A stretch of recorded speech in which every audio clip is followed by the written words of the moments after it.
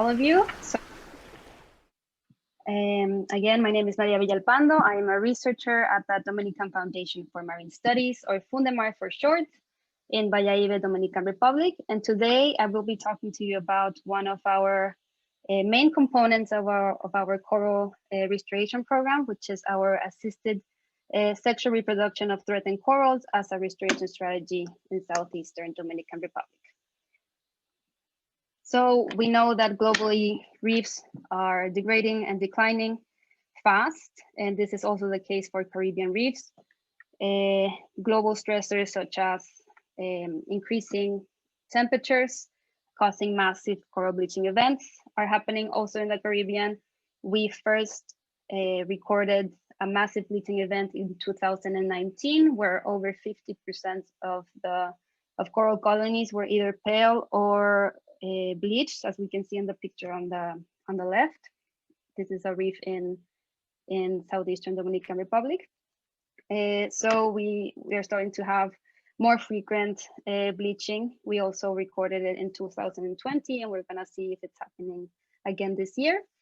And local stressors such as overfishing of reef herbivores and poor water quality due to pollution and the unregulated coastal development is also deteriorating reefs, and as well as emerging diseases such as the infamous stony coral tissue loss disease, first documented in Florida in 2014 and very rapidly expanding throughout the Caribbean.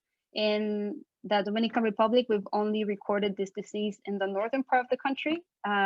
Still no signs of it in the southeast, but we'll keep an eye on it because it's a very fast spreading disease.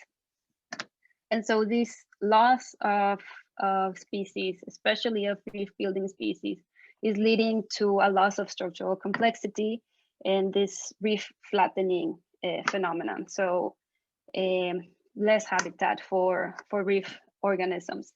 And it's hastening the transition to an algal dominated state in reefs. And today we're going to be focusing on 3 reef building species and our efforts to try to recover their populations. We'll be talking about Acropora palmata, Acropora cervicornis, and Dendrogyra cylindrus. In the picture here on the right, we see a tiny colony of Acropora palmata. First, I'm gonna give some background on acroporids. Here's a picture of adults and huge Acropora palmata on our left from Southeast Dominican Republic. And we know that the acroporids, palmata and cervicornis, were once dominant on reefs. Before, palmata dominated the reef, the shallow reef areas, and cervicornis the deeper reef areas, but they suffered a drastic reduction in the 80s due to disease and the outbreak of white band disease. And there hasn't been any signs of region-wide recovery until now. They are categorized as threatened under the Environmental Species Act, as well as critically endangered under the International Union for Conservation of Nature. And these 2 species, palmata and cervicornis, have been the focus species of the majority of the restoration efforts in the Caribbean.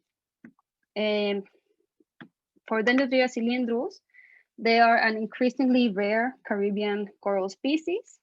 They are categorized as vulnerable under the IUCN and threatened under the ESA.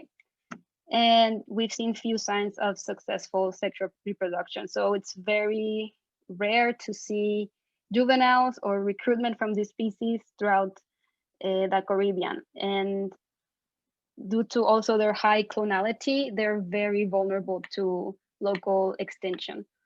For example, in Florida, they have been recently described as reproductively extinct for decades, and these losses are leading to functional extinction. So this species of coral is rapidly declining in the Caribbean. And this rapid decline is prompting an increase in scale-up of restoration efforts, mostly focused on acroporids, since they are very easily propagated through asexual fragmentation.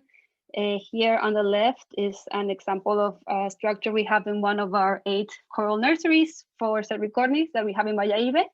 where we are capable of growing over 3 kilometers of tissue. And we also have one palmata nursery, still in its initial stages. But yes, you can see how just by growing the tissue, you can form new habitat for species. Here we can see a large group of tomtate grunts using the structure as habitat. We usually have our nurseries right next to reef patches, so we like to think of them as an elongation of the reef.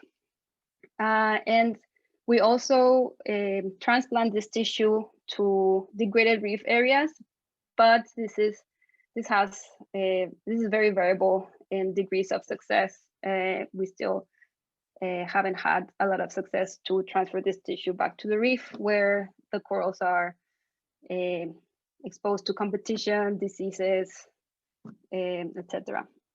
So using these techniques can be very successful, but we know that if we're just fragmenting and propagating, we are not increasing the genetic diversity of the populations.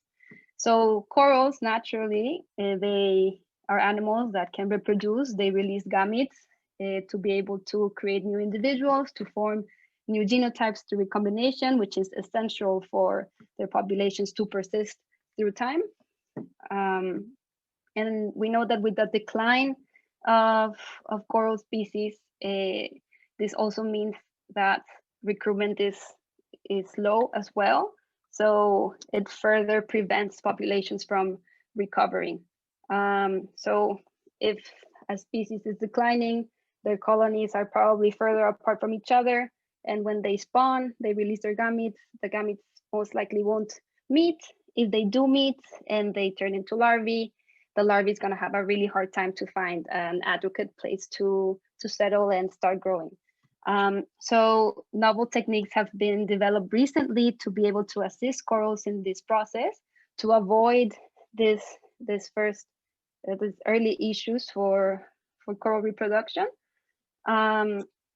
And hopefully through assisting their sexual reproduction, we are able to provide coral populations with increasing genetic diversity and have higher resilience to current and future environments and conditions. So these techniques vary, but in general, they consist of collecting gametes on the spawning day of the corals. Corals can spawn one or two times during a year. We collect the gametes in situ. You can also do it ex situ if you have corals in your aquarium. We then fertilize these gametes and we culture the embryos until they become larvae. These are little baby palmata larvae that are trying to find substrate to settle. And then we provide substrates for them to metamorphose into primary polyps, which we can see here, a few of them.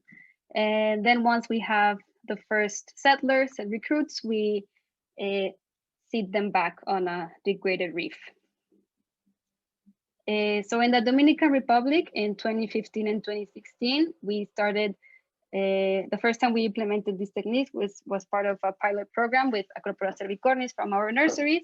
And we, with very rudimentary equipment, as you can see from the picture on the left, we were able to produce settlers and outplant them to the reef, but we lost them after a storm, so we were not able to assess their survival through time. But this experience really motivated us into integrating these techniques into our larger coral restoration program. And so we started upscaling these efforts. Key partnership to do so was made with SECOR International and the Nature Conservancy, where we participated in workshops hosted by SECOR in Mexico and Curacao, where we learned these techniques. And we also focused on registering our local coral spawning times. For 2 years, we went we did a lot of night dives to register spawning. And after 2 years, we were able to create our own local coral spawning prediction calendar. And now we have 4 years of data, and we are confident in predicting the spawn of 7 coral species, and knowing that it varies, the window of spawning varies, and also it can change due to the changing environment.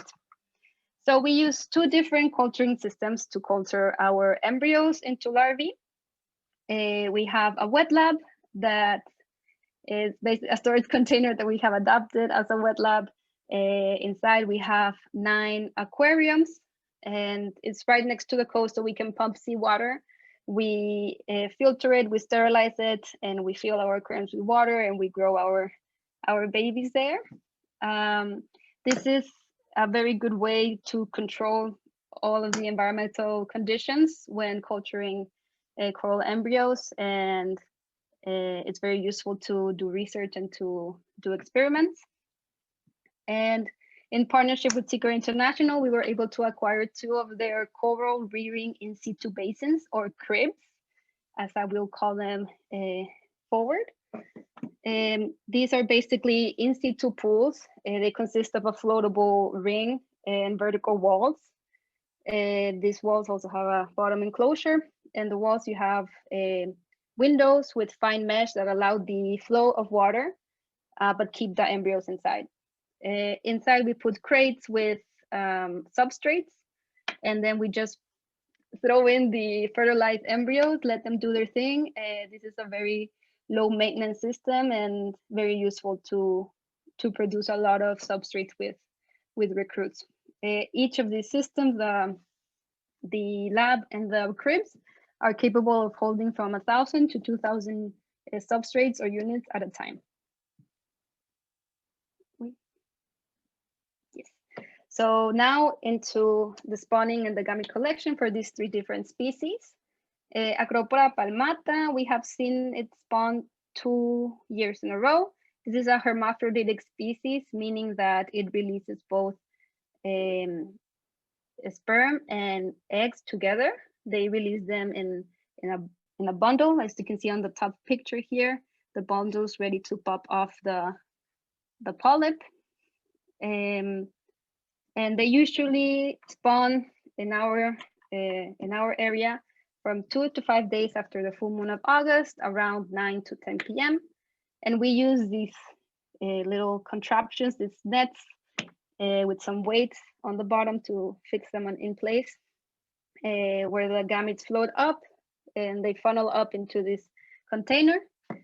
And we try to collect spawn from 9 to 10 different colonies of these species.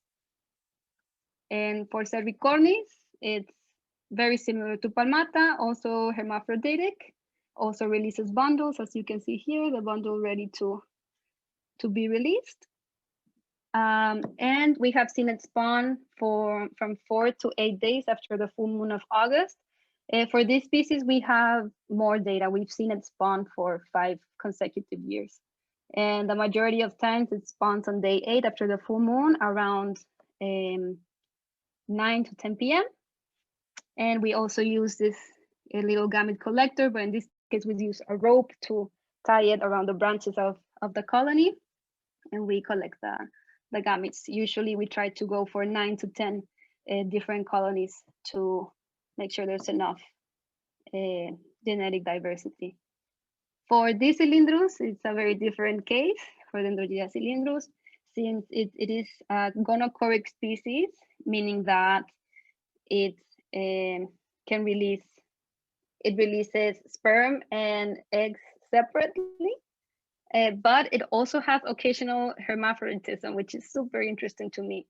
So they can release sperm 1 year and then the next year release eggs, or the night before release eggs and the next night release sperm, or at the same night at the same time in different parts of the coral colony release sperm and eggs, which is fascinating. There's also recently a thesis by Cabay from 2016 where she saw that as an individual polyp from this species could have both gametes, both types of gametes. But yeah, so the issue with this, so they consistently spawn at day 3 after the full moon, which is great. We are very confident in predicting the massive massive spawning of this species. And they usually spawn from 8 to 9 p.m.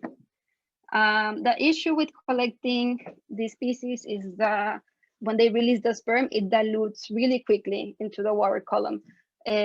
So Karen Neely from Nova Southeastern University recommended the Ziploc resealable bag method to collect the gametes. So basically, she does it in the way that you see in the picture on the left. So you have a PVC base with some clips on, and you put the Ziploc bag on top of the coral colony. But we also found that it also works if you just have the Ziploc bag, you remove all the air from the bag, and then when the colony starts to spawn, you slowly start to opening the bag, and it kind of acts like a low-powered vacuum to suck in the gametes.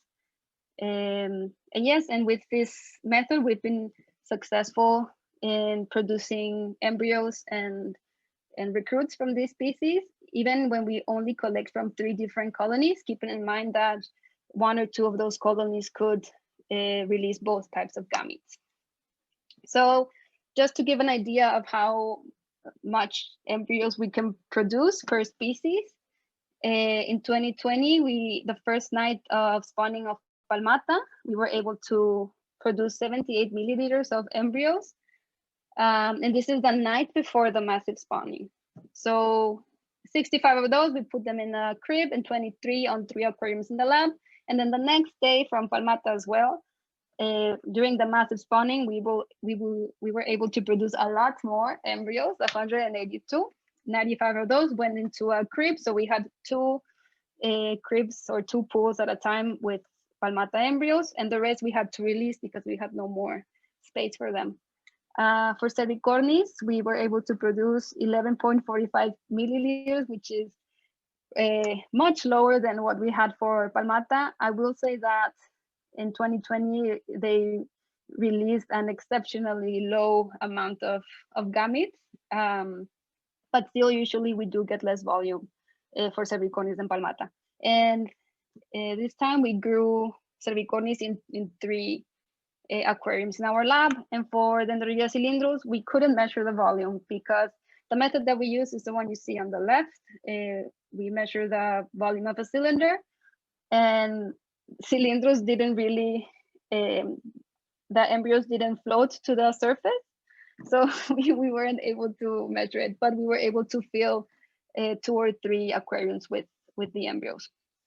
So now we have our embryos, they develop into larvae, the larvae start swimming down to the bottom of the tanks. So we provide different settlement bases or substrates for them to settle on and start growing. We have been using mainly these 2 different types of substrates, ceramic and cement tetrapod substrates designed and produced by Secor International. And what the main difference between them is that cement is much cheaper to produce. You can also hand make them. They're more accessible, and they're a good substrate for corals to settle on. And ceramic is a little bit more costly. You have to externally produce them. But the idea is that with ceramic, you can inhibit macroalgae growth in the long term and give recruits a better chance at growing stronger and bigger during the first stages of life. So we use both of these substrates for their benefits. We cure them 1 to 2 months near reef, so they acquire crustoscoralline algae, which signals settlements. And we put this amount of substrate for each species, a lot more for palmata since we had a lot more embryos and a bigger culture for them. So now I'm going to go on to explain our results, mostly from 2020, but giving you some highlights from our recruits from 2019. And also I wanted to compare the performance between these 3 species on settlement and survival, and see if there are any differences in settlement and survival between the way we culture the embryos, either in situ or ex situ, and the different types of substrates that we use. Only for palmata, since this was the only species we were able to produce enough substrates to have a good amount of replicates and do good comparisons. So for the ex situ versus in situ treatments, we only are comparing ceramic substrates, and for the ceramic versus cement substrate, we're only using the ones grown in situ in the pools. So here is just an example of the settlement that we see for the different species. On the left side, we see a little cute baby Acropora cervicornis primary polyp. In the middle, we see two Acropora palmata settlers. And on the right, we see a Dendrogyra cylindrus settler. The acroporids are easier to count and to see under blue light and even with the naked eye because they grow really fast. They're a bit bigger, but the Dendrogyra cylindrus settlers are quite challenging to see. They don't really, at least for us, they don't really shine under blue light. They don't really glow under blue light. So we have to see them under the microscope with a certain angle of light. But once we get to see them, they're pretty cool. So now we're going to see if there are settlement differences between the species using 20 ceramic substrates from the lab that were grown in the lab. So on the y-axis, we have total settlers. On the x-axis, we have the different species. We can see that cervicornis and cylindrus are the same. They had the same amount of settlers per substrate. And palmata had significantly higher amount of settlers compared to the other two species. This might be because we didn't control for density, and since we already had a higher volume of embryos for palmata, most likely we had a higher density of palmata per tank than for the other species. But there potentially can be other mechanisms involved here, which would be interesting to explore further. And then when we compare the settlement between the culturing systems, we used only palmata that were settled on ceramic substrates, 64 of those, 64 from the lab and 64 from the crib, from the pool. And we see that the lab had significantly more settlers than in the pool. But again, this might just be because of the density, right? So in the pool, you have way larger volume of water, and the amount of embryos is going to be more diluted, so you're going to have less density than in that tiny aquarium in the lab. And then when we wanted to see differences in settlement between the substrate types, we used 64 of each that were palmata grown in situ in the cribs. We did see a difference here on the y-axis. You can see the amount of settlers per centimeter square to take into account the different shapes of the substrates and not just the material. And we can see that the cement substrates had a higher amount of settlers than the ceramic substrates, which is interesting to know. In this case, the density of the embryos was the same since they were grown in the same crib, in the same pool. And then our question is if this trend continues through time as the recruits start growing. Just a side note of other species that we work with, we have also been able to produce recruits from Diploda labyrinthiformis, as you can see in the picture on the right, and of Colpophilia natans. We were able to produce recruits from Orbicella annularis and Orbicella fabiolata, but for unknown reasons, they died at the larval stage in both in situ and ex situ cultures. And we were able to seed over 4,500 substrates with over 268,000 recruits in approximately 1,180 meter square reef areas from these 5 species together in these 2 years. So back to the 3 species we've been talking about. So after we have our beautiful primary polyps and settlers, we seed them back to the reef. The shapes of these substrates, the tetrapods that are designed by Seeker International are great since you don't need nails, you don't need glue, you don't need cement to attach them to the reef. You can just use one of the foots of the tetrapod to attach them to the natural crevices of the reef site. In this case, we seeded them in a shallow degraded reef site where we have seen natural colonies or wild colonies of these species. We seeded this amount of substrate with recruits directly to the reef. And we also hung 20 substrates of each species on our nursery structures. It's a nursery that's right next to this shallow reef. It's around 3 to 6 meters in depth. And we hung them on the nurseries just to have like an easy access to them and be able to easily monitor them through time. For monitoring, we have transects on the reef on the same site where we directly outplanted or seeded them to the reef. And we seed one substrate for each treatment, whatever treatment we decide to do at the time, per meter square. In this case, we only have this transects for Acropora palmata since it was the only one that produced enough substrate with recruits to follow through time.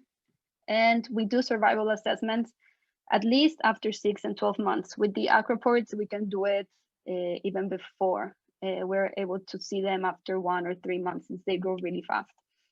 And we also do maintenance every 3 months to make sure that the substrates are not on the sands where they most likely will die, and make sure that the tags are still there. And just to give a quick highlight of our results from the recruits in 2019, this is a 1.5-year-old Acropora palmata, super cute, already growing its first branch. In this case, we followed through time 100 substrates. We had a retention of 84% after 1.5 years, so we lost a few of the substrates. 5 out of the 100 had at least one recruit, which is a good result. And extrapolating to the rest of the outplanting area, we would have around 45 recruits, new individuals in the site. We do think handling might have affected the survival, at least in the transect that we monitor, since in this year we were handling them too much.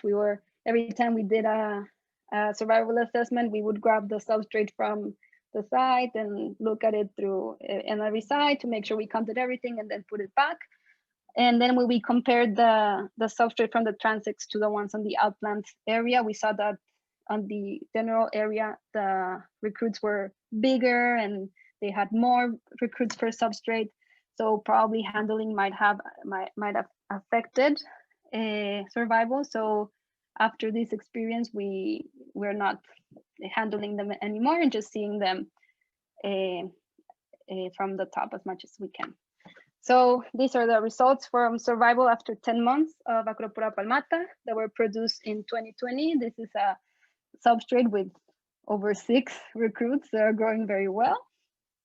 Again, these are the ones that we saw before the 3 treatments, 64 substrates each. We're following 192 substrates total. Right now, after 10 months, we have a retention of 92% of the substrates. We lost around 11. And around 50% of those substrates have at least one recruit, which is great, especially in comparison with 2019. And from those substrates with recruits, they have either from 1 to 15 recruits per substrate. Hopefully, when they are a year old, we are going to be able to use the survival numbers to extrapolate how many recruits we have in the general outplanting area. Okay, so from these palmata recruits that are 10 months old, what happened to them? If they were grown in the lab or in the pools, again, this would be the 64 ceramic substrates, palmata. So we see that the differences we saw in settlement disappeared. So now the total settlers per substrate were not different. So this is good to know that regardless if we grow them in the lab, that they might have a little bit more embryo density, or in the pool, we would still have the same results, at least after 10 months. So would be interesting to see what happens in a longer time span, if something happens or not, if this has an effect or not. And also, when we try to see if there's a difference in survival between substrate types, again, palmata, these were grown in situ, we see that those differences also disappeared. So we started it with higher amount of settlers on the cement tetrapods, and now after 10 months, we have the same amount of recruits in the different types of substrates. So this could potentially support the idea that ceramic might help retain more recruits at the long term, maybe because they do inhibit algal growth. We still are not sure, but it's worth exploring and also keep monitoring through time to see what happens to these recruits. In terms of Acropora cervicornis from 2019, on the top, we see the top picture, we see a 4-month-old and a 12-month-old in the picture of the bottom. And then after this, we haven't seen any survivors from 2019. So a little bit discouraging on that side. And then in 2020, again, we didn't have enough to monitor them on the reef. We seeded them together with palmata, so maybe in a few years we might see some colonies forming. And from the hanging substrates, we recovered them after a storm, but then we were not able to differentiate them between palmata and cervicornis. So maybe in a few years when they grow, we might be able to know who is who. But yeah, so cervicornis seems to have lower survival than palmata in this case, lower production and lower survival. And for cylindrus, very encouraging news. On the left, you see a recruit from 2019. This is the first time that a lab-reared recruit has been transferred to a nursery in situ. We transferred it to our nursery that's in 12 meters depth. And after 8 months, we were able to see in 2 out of the 20 hanging substrates, we were able to see 1 recruit on each, so 2 recruits after 8 months. And a year and a half later, only 1 recruit remains. It's still there. It's still growing very slowly, but it's still there, doing its best. And on the right-hand picture, you see a recruit from 2020. This is a 7-month-old recruit. And from the 20 hanging substrates that we put on our nursery, 11 had at least 1 recruit. So very encouraging results. More than half of the substrates still had recruits, ranging from 1 to 4 recruits per substrate. And then from the 60 substrates that we transplanted or that we seeded directly to the reef, there's still no signs of survival, but this might be just because we are not able to see them just yet. So for the recruits in 2019, we weren't able to see anything until after 8 months, not even under blue light. So maybe the ones on the reef need a little bit more time to grow and to be able to be visible for us. And then in conclusion, for Acropora palmata, we know that others in other regions have been successful to produce sexually mature colonies. So from lab-reared embryos up to sexually mature colonies able to produce their own gametes. This is the main goal with these techniques, right? To go full circle from rearing the embryos to having sexually mature colonies. So with palmata, it has been possible. We've also been able to produce a higher number of embryos and substrates with this species compared to cervicornis and Dendrogyra cylindrus.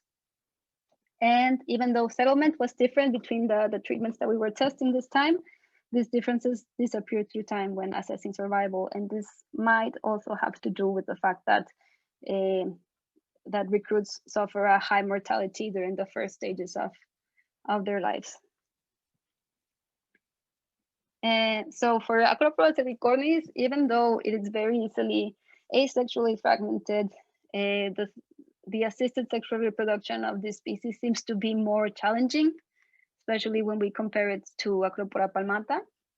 As far as I know, there has been no success in producing lab-reared embryos up until sexually mature colonies of these species. So further work with this species is necessary to give a little bit more insight on why it would have a lower survival. And for Dendrogyra cylindrus, we have found that through assisted sexual reproduction, there is the potential for them to overcome unknown post-settlement bottlenecks, at least in a nursery setting and in the lab. So others have been able to grow recruits of this species up until 3 to 4 year old recruits. And in situ was the first time that we've seen it with our recruits. And also there's been a lot of more work being done in trying to see the status of this species in other parts of the Caribbean.